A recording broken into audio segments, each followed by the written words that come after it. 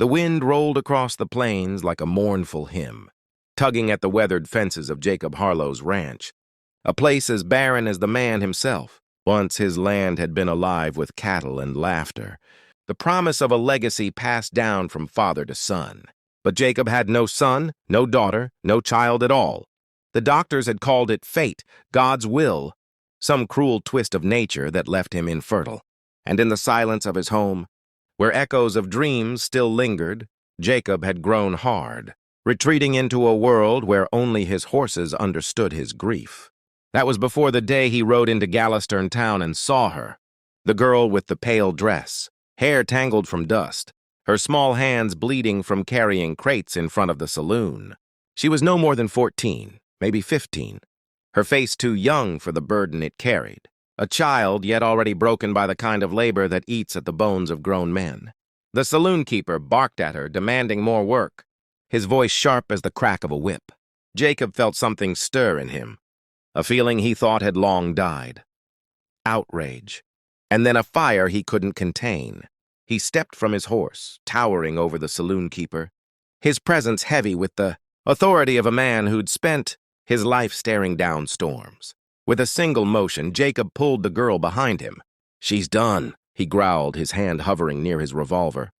The saloon keeper laughed at first, until Jacob's eyes, cold as iron, told him there'd be no joking here. The town fell silent as onlookers leaned in, waiting for the draw that never came. Jacob didn't shoot. He didn't have to. His reputation was enough. He took the girl with him, against the sneers, against the whispers, and carried her back to his ranch like a treasure stolen from the jaws of hell. The girl's name was Clara. She had no family left, or at least none that cared to claim her. Sold off to work to pay debts she never made, she had learned to survive in silence. But on Jacob's ranch, silence turned to questions. Why had he saved her? What did he want? Jacob, unsure of the answer himself, only told her, "No one deserves chains, not you, not anyone." At first, she mistrusted him. Years of hardship had taught her men took nothing without asking something in return. Yet Jacob never raised a hand, never asked for anything. Instead, he gave her small tasks, feeding the horses, gathering eggs, tending the garden. Slowly, the ranch that had seemed so empty filled with her laughter, hesitant at first, then brighter, like spring creeping into winter. Jacob would sit on the porch in the evenings, watching Clara sketch shapes in the dirt with a stick, and he felt something inside him mend. He couldn't father children, but maybe, just maybe, God had placed this child in his path for a reason. But peace never lasts in a land carved by greed. The saloon keeper, bitter with pride, spread word that Jacob had stolen his property. Men came one night, torches, burning, demanding Clara's return. Jacob stood at the fence, his rifle steady, the glow of fire painting his face like a man reborn into battle. "She's no one's property," he thundered.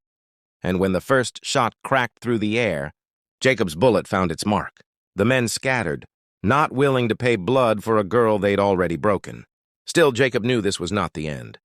Protection came with a price, and Clara's presence had marked him. Yet, as the girl clutched his sleeve that night, whispering, "Don't let them take me," Jacob swore silently that he never would. Days turned into weeks. Clara learned the rhythms of ranch life, and in turn, Jacob learned the rhythms of fatherhood. He taught her how to ride, how to shoot, how to stand tall even when fear gnawed at her bones. She reminded him of himself when he was younger, brave but broken. And in her eyes, he began to see something more than sorrow. He saw hope, the kind he thought had been taken from him forever. But beyond their fence, danger brewed. The sheriff, pressured by townsfolk and the saloon keeper's lies, came with papers claiming Clara must be returned. Jacob stood on the courthouse steps, hat in hand, but voice firm as he declared, "A man's worth ain't in what he can sire, but in what he protects. And I will protect her with my life," the townspeople murmured, some in agreement, some in scorn. But no one could ignore the truth in his words. That night, Clara asked him why he risked so much. Jacob's answer was simple, but it carried the weight of years of emptiness. "Because I couldn't be a father to my own blood, but I can be one to you if you'll let me." Clara, with tears slipping down her cheeks, nodded. From then on, she called him Pa and Jacob Harlow. The infertile rancher, who thought life had cheated him, found himself more blessed than any man with 10 sons, and so the ranch was no longer silent. The winds carried laughter instead of sorrow. And though enemies lingered, Jacob had found his purpose, not in the blood of his kin, but in the bond of his heart.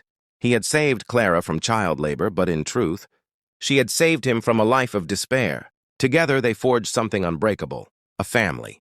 If you've been moved by this story, by the strength of a broken man who found hope again, and a girl who discovered freedom, then you know their journey is far from over. What happens next will test their courage, their love, and their will to survive. So don't miss what's coming. Subscribe now, join the journey, and be part of every twist, every fight, and every victory in the story of the infertile rancher and the girl who changed everything.